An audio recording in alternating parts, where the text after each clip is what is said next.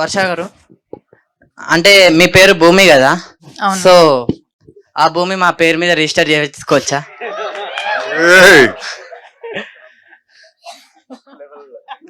లేకపోతే రిజిస్టర్ చేసుకోవాలంటే మాలో ఏం ఉండాలి, ఏం బాగుండాలి, ఏం నచ్చాలి, క్వాలిటీస్ ఏమైనా ఉంటే చెప్తే.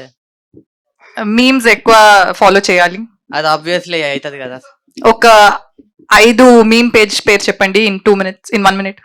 పోరపో నువ్వు అంటే నాకు ఇష్టం, నేను నీ ఇష్టపడుతున్నా, ఐ లవ్ యూ. ఉన్నాయా? ఉందా? అవి ఉంటాయి, ఇన్స్టాలో చెక్ చేస్తే దొరుకుతాయి కదా. ఇవన్నీ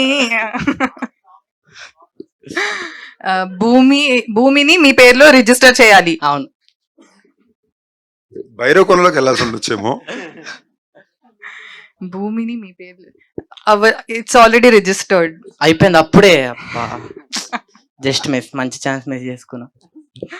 ఇట్స్ కానీ మీకు మంచి ఫ్యూచర్ ఉంది. Thank you. Don't worry. Sandeep అన్న, హా. మీకు అంటే మీరు ఈ సినిమాలో హీరోయిన్ ని అలా చేశారు కదా,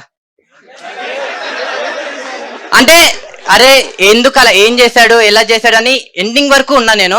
ఎండింగ్ లో నాకు తెలిసింది, కానీ సో అలా చేసినప్పుడు మీ ఫీలింగ్ ఎట్లా అనిపించింది అన్న?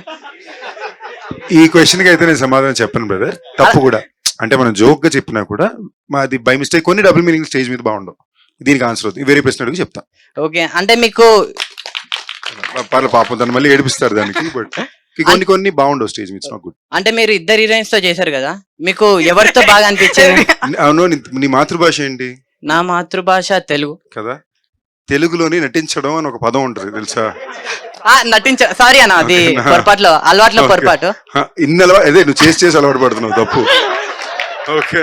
అదే అంటే అలవాటు మార్చుకో. అంటే ఇద్దరితో యాక్టింగ్ ఎవరితో యాక్ట్ చేయడం బాగుంది అనేది నీ ప్రశ్న కదా.